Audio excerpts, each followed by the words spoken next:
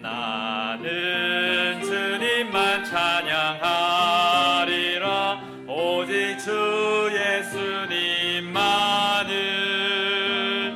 나 같은 죄인 살리려 주 십자가 고난 당했네. 나는 자랑할 것이 없지만 오직 주 예수만 믿네.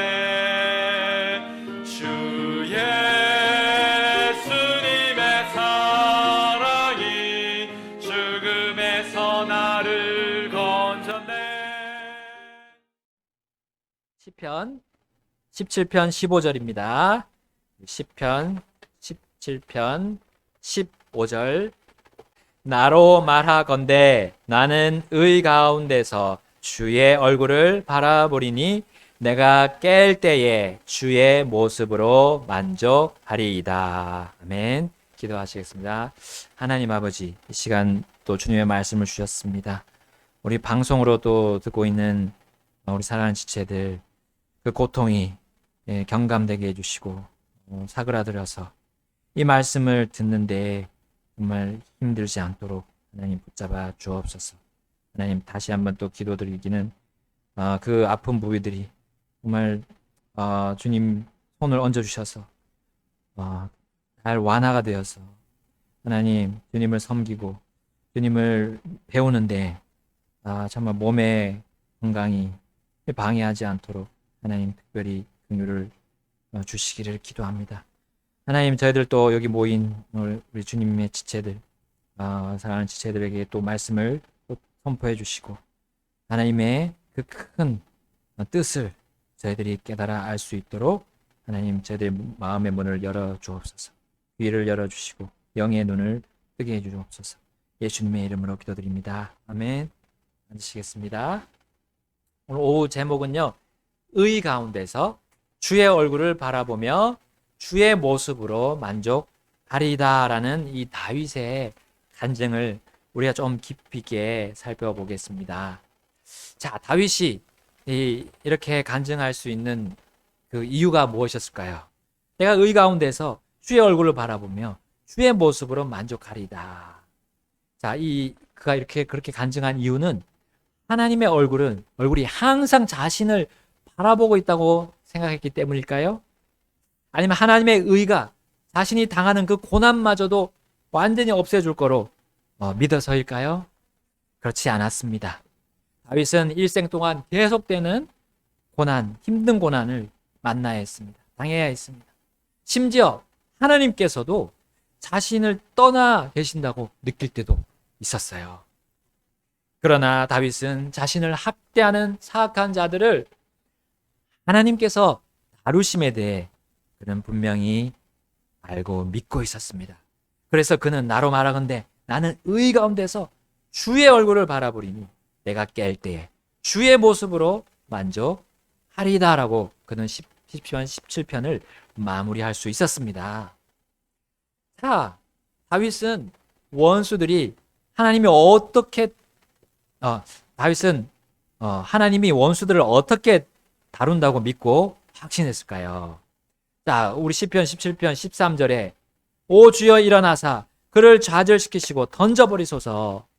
주의 칼이 된 그 사악한 자에게서 내 혼을 건지소서 했습니다. 그러니까 그 원수들을 주의 칼로 다윗은 보았죠.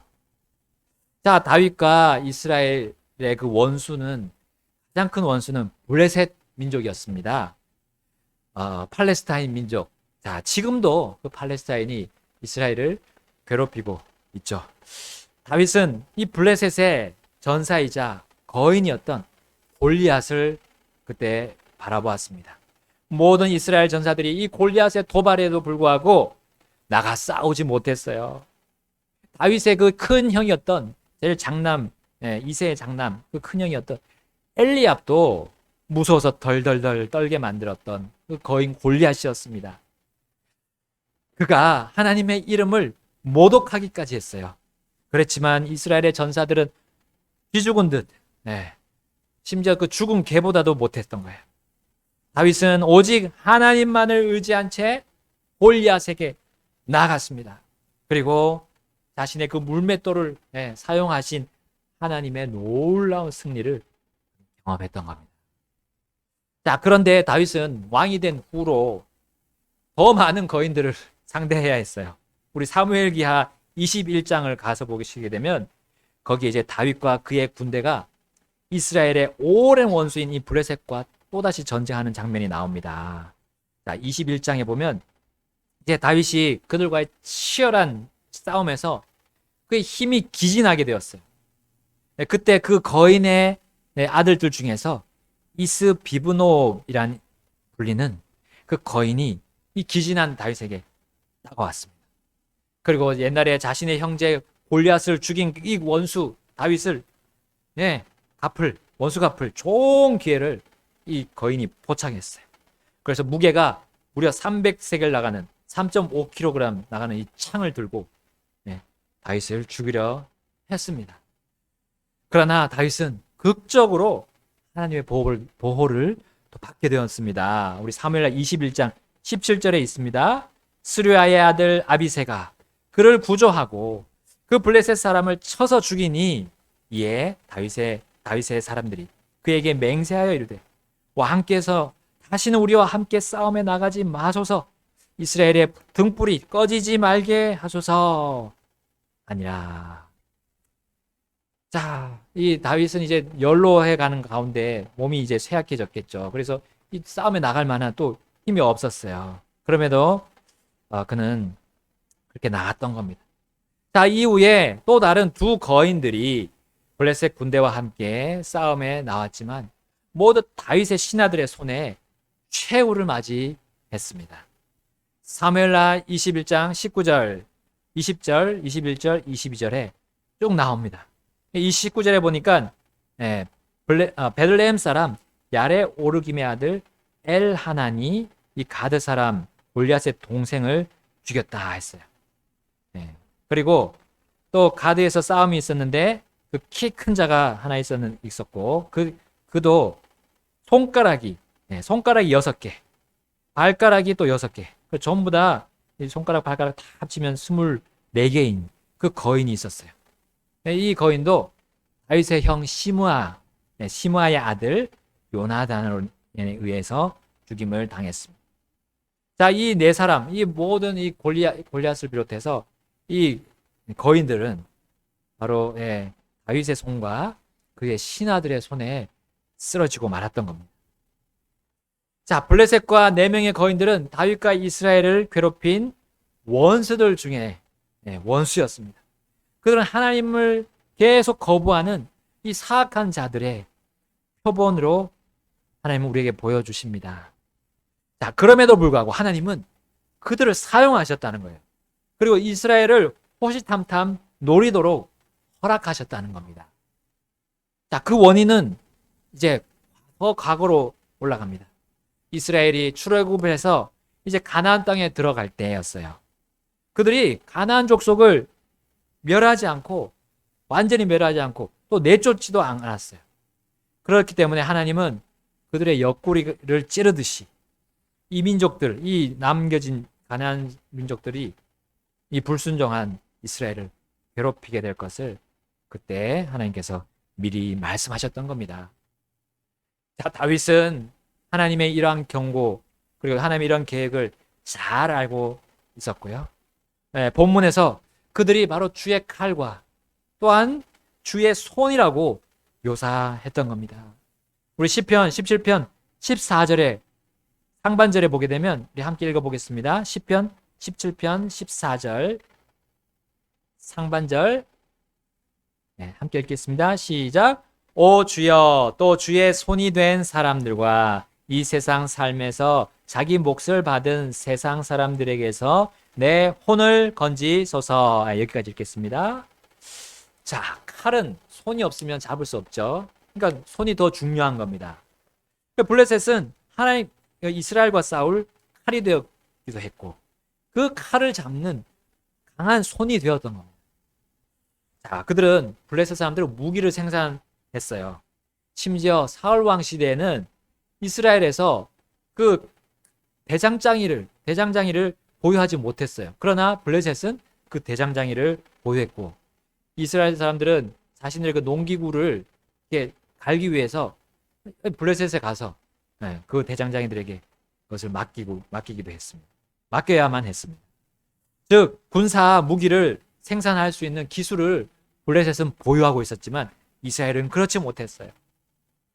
그래서 이스라엘 군대 안에서 사울 왕 시대 때 칼을 가진 사람은 사울 왕과 그 아들 요나단밖에 없었어요.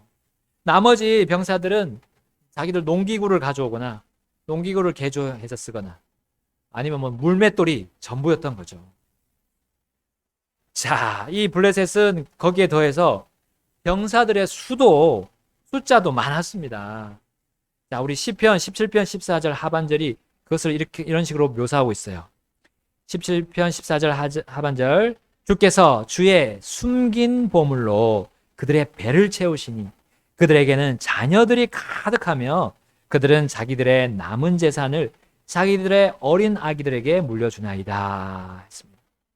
이스라엘은 거의 모든 이민족과의 싸움을 보게 되면 항상 병력에서 밀렸어요. 병력에서 2배, 3배 아니면 10배 이상의 차이가 났던 그런 전쟁이 태반이었습니다. 이 블레셋도 물론 그러했습니다. 블레셋은 거인들을 비롯해서 이렇게 무기들과 함께 병사의 숫자까지 이스라엘을 압도하고 능가했던 겁니다. 그리고 또 한 가지 전쟁에서 중요했던 거 뭡니까? 이 보급품 중에 식량이 충분했다는 거죠. 여기 보니까 그들이 배를 채우셨다 했어요. 하나님께서 하나님의 그 숨긴 보물로. 자, 모든 무기와 병력이 있어봤자 식량이 없으면 전쟁할 수가 없습니다. 자, 이것을 다윗은 주의 숨긴 보물이라고 묘사했어요. 왜 숨겼다고 했습니까? 정작 하나님의 백성인 이스라엘에게는 잘 주어지지 않았다는 거예요. 풍족하게 주어지지 않았고 오히려 원수들이 그 더 많은 물자를 보유하고 있었던 겁니다.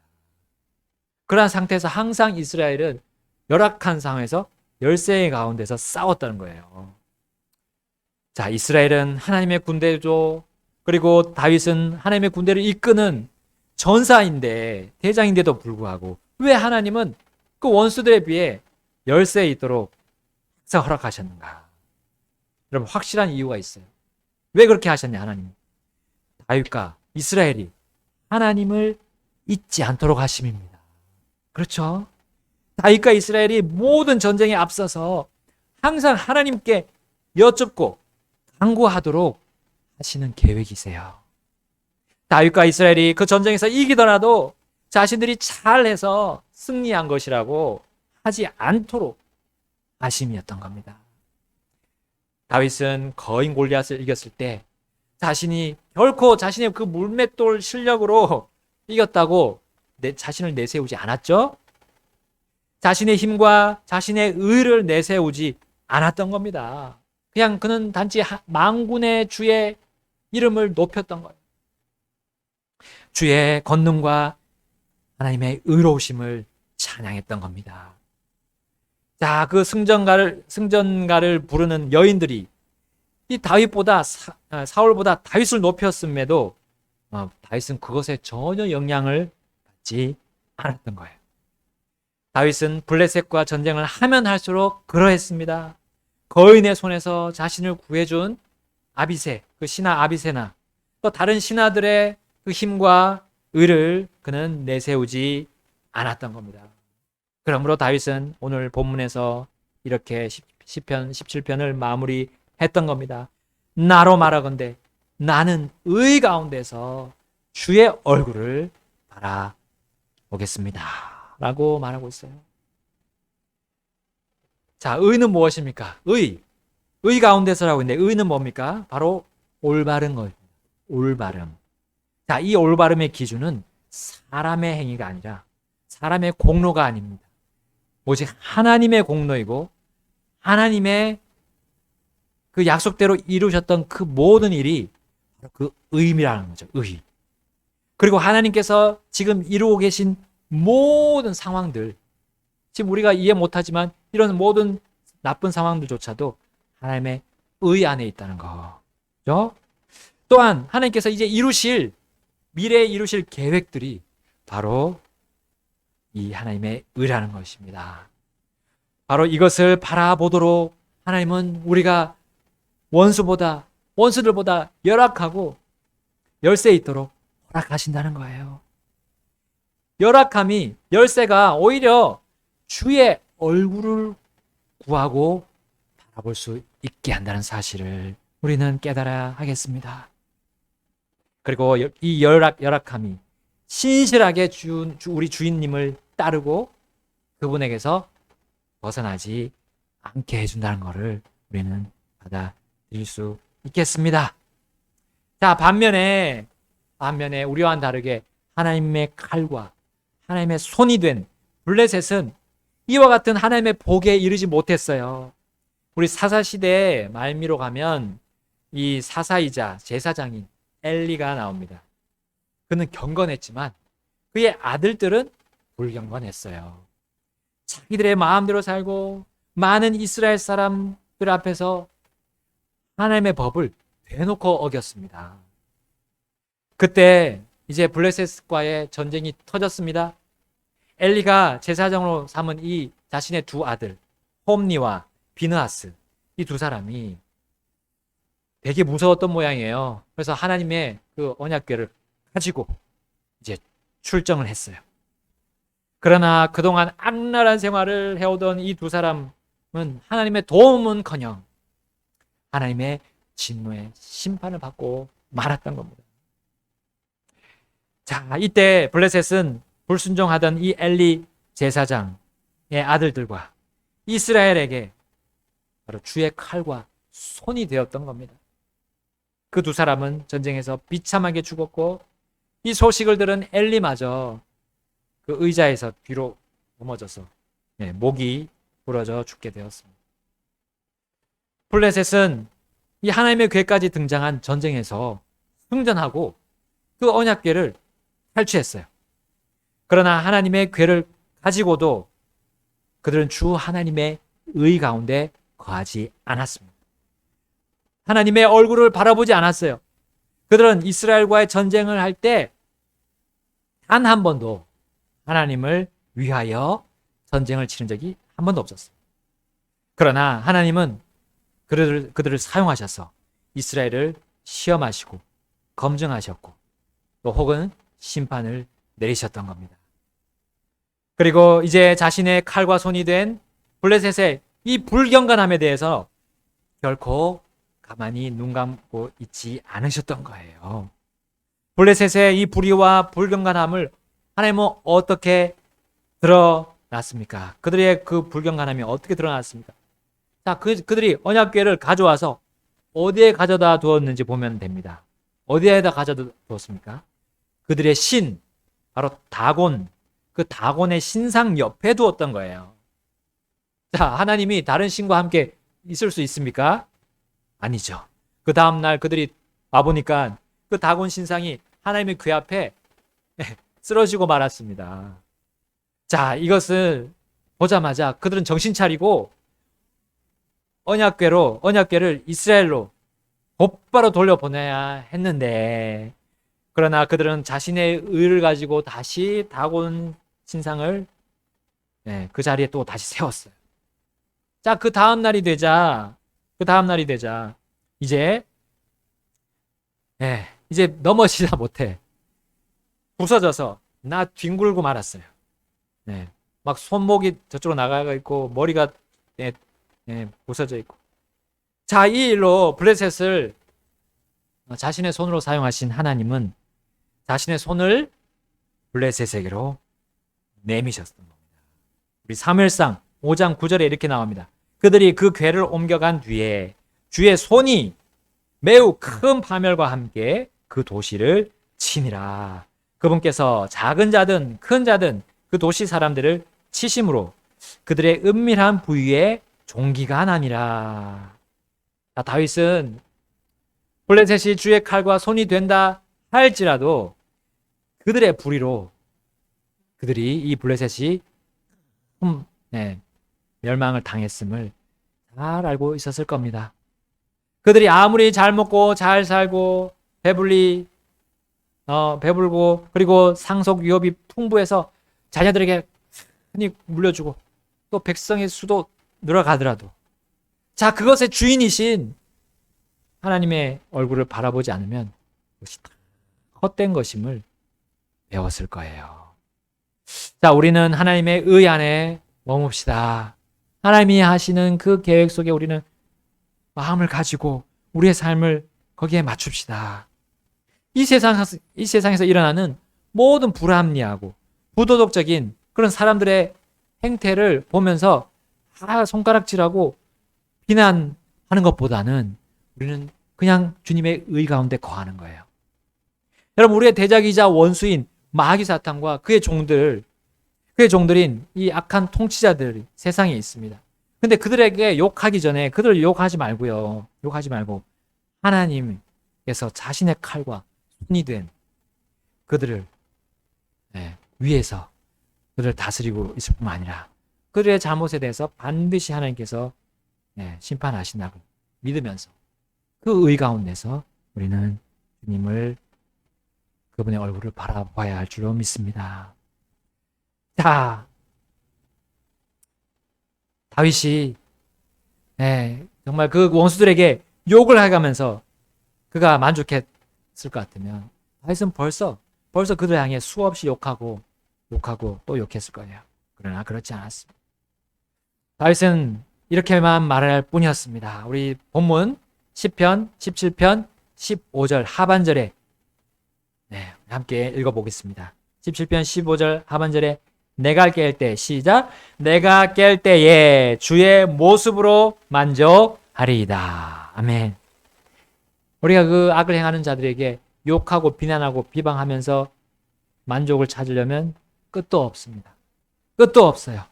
그러나 우리는 깰 때 바로 우리가 아침에 일어나서 잠에서 깨는 것처럼 또 우리가 우리 인생의 어둠의 밤을 보낸 뒤에 그것이 하나님의 손 안에 있다는 걸 깨달을 때 우리가 오히려 만족 얻기를 바란다면 그거로 하나님께서 기뻐하신다는 거예요.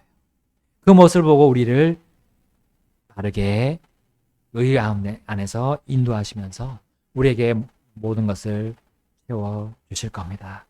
다윗은 아무리 원수들이 잘 먹고 잘 산다 해도 거기에 좌지우지 되지 않았습니다. 주님의 의도하심을 깨닫고 깨어났기 때문이에요. 그리고 주의 모습에 만족했던 겁니다. 모든 것을 주관하시는 주님 한 분만으로 저는 만족할 수 있었습니다. 여러분, 이 세상에서 잘 나가는 사람들, 그들의 삶의 패턴을 본받아서 만족 얻을 수 없습니다. 하나님의 방식으로 우리는 만족하는 겁니다. 주님의 자녀들은 그와 같습니다. 오직 나의 가는 길을 다 아시는 하나님을 따르는 것으로 그것만으로 우리는 만족합시다. 바울은 초보 목회자인 우리 디모데에게 이렇게 권면했습니다. 디모데전서 6장 6절에 그러나 만족하면서 하나님을 따르는 것은 큰 이득이 되느니라 했습니다. 만족하면서 하나님을 따르는 것 큰 이득이 된다고 했죠. 8절에는 이렇게 나옵니다. 먹을 것과 입을 것이 있은즉 우리가 그것으로 만족할 것이니라 했습니다. 왜냐하면 바울 자신은 그렇게 주님 안에서 만족하기를 배웠기 때문이에요. 배웠어요. 만족하기를 배웠다는 거예요. 우리 빌립보서 4장 11절을 한번 보겠습니다. 내가 궁핍함으로 말하지 아니하노라. 내가 어떤 처지에 있든지 거기에 만족하는 것을 내가 배웠노니. 아멘. 만족하는 것을 배웠다 했죠? 여러분, 만족은 결코 내 욕구를 채웠다고 해서 오는 것이 아닙니다. 욕구와 욕심은 끝이 없습니다. 이건 당연한 상식이에요. 다만 만족하기를 배우는 거예요. 만족에 대해서 우리가 생각할 때 나는 그 만족하는 거를 배우는, 누구에게 배웁니까?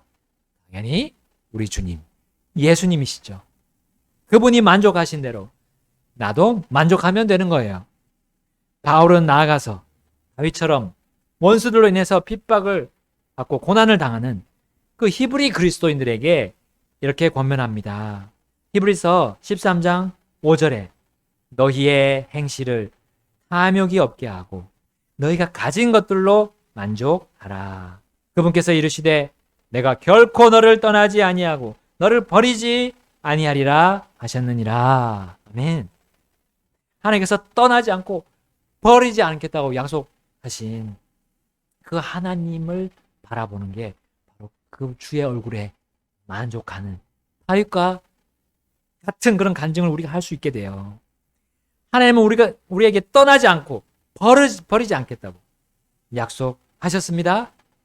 그래서 주님이 그렇게 하기 위해서 우리에게 주신 것들을 우리 한번 생각해 보면서 세워보세요. 주님이 주신 복들을 세워보세요. 내가 여기 이 땅에서 태어난 것부터 해가서 또 내가 다시 태어난 거, 이 구주를 예수님을 믿고 다시 태어난 거. 그래서 내가 이제 더 이상 마귀와 죄와 이런 모든 것들에 지배받지 않고 자유를 얻고 지금 누릴 수 있는 이 모든 것들을 세워보십시오. 여러분, 내가 가지고 있는 모든 것, 그 하나하나 그거 그냥 있는 거 그거로 내가 만족하기를 배울 때 우리도 다윗처럼 주의 칼과 주의 손이 된 자들을 또 주의 그 감추어진 보물을 누리는 그들의 모습이 결코 부럽지 않게 될 것입니다. 나도 그들처럼 가지려고 애쓰지 않을 거예요. 그것이 오히려 불만을 더 초래하는 것을 주님께서 오늘 보여주시기 때문입니다. 그러나 그들 위에 계셔서 그들 자신의 뜻을 이루는 데 사용하시는 우리 주님이 그 위에 계시기 때문에 우리는 그분을 보면서 만족하기를 배웁시다. 자, 여러분, 하나님과 관계가 있습니까? 하나님과 관계가 있어야 이 만족을 배울 수 있어요. 만족할 수 있습니다. 참된 만족을 얻을 수 있습니다. 여러분, 아직도 하나님이 나의 인생의 주인이 아닙니까? 혹시 아직도 내가 죄인이라는 하나님의 말씀을 아직 내가 듣지 못했습니까? 절감하지 못했습니까? 또 혹은 받아들이지 못하고 있습니까? 여러분, 모든 사람은 죄인이라고 하나님 말씀하셨어요.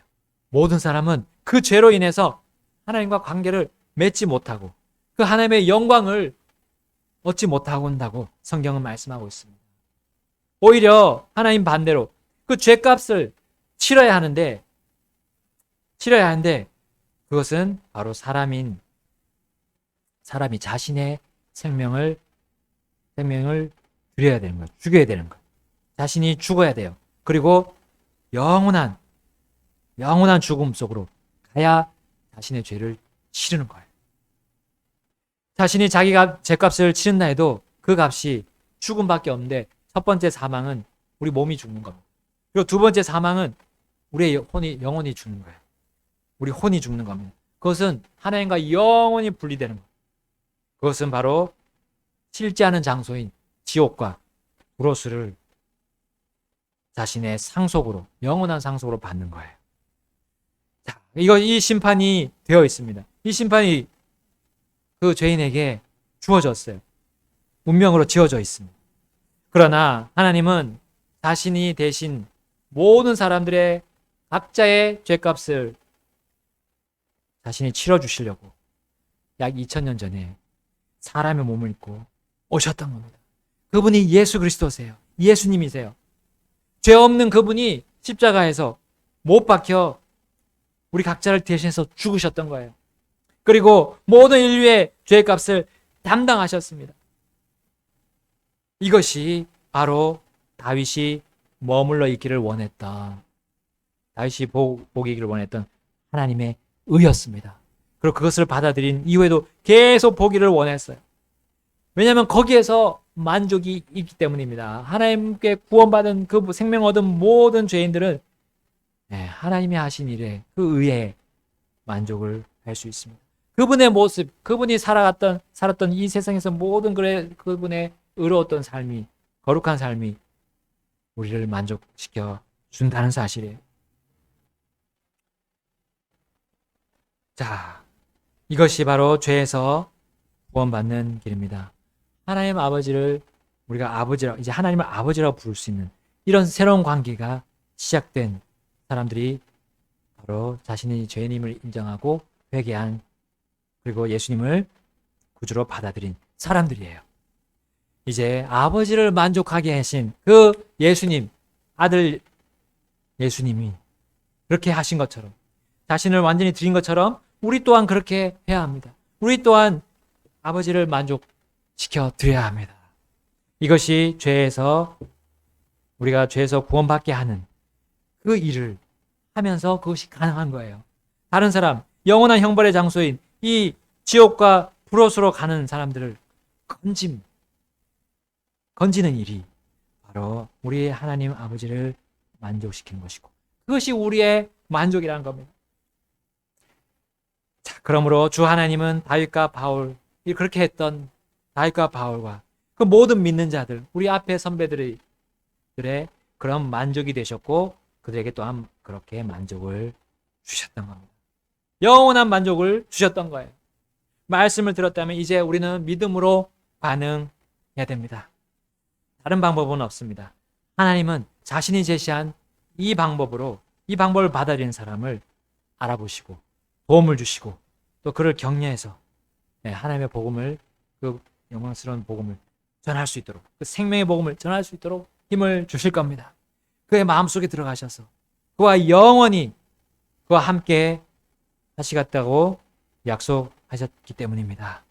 구원받은 그 모든 사람들 그 속에 들어가셔서 그러면 영원한 만족이 되겠다고 약속하셨던 겁니다. 히브리서 13장 5절 다시 읽어보겠습니다. 너희의 행실을 탐욕이 없게 하고 너희가 가진 것들로 만족하라. 그분께서 이르시되 내가 결코 너를 떠나지 아니하고 너를 버리지 아니하리라 하셨느니라. 아멘. 우리 본문 17편 15절 다시 한번 읽고 마치겠습니다. 17편 15절입니다. 시편 17편 15절 시작. 나로 말하건대 나는 의 가운데서 주의 얼굴을 바라보리니 내가 깰 때에 주의 모습으로 만족하리이다. 아멘. 아멘. 주의 말씀에 깨어서 지내는 이 한 주와 또 우리 평생이 되기를 바랍니다. 다 같이 하나님 앞으로 나가서 결단하시겠습니다. 내가 연약할수록 나를 더욱 귀히 여기사 주님 성령으로 날 도우시네. 내 근심 모두 변해 기쁜 노래 찬양이 돼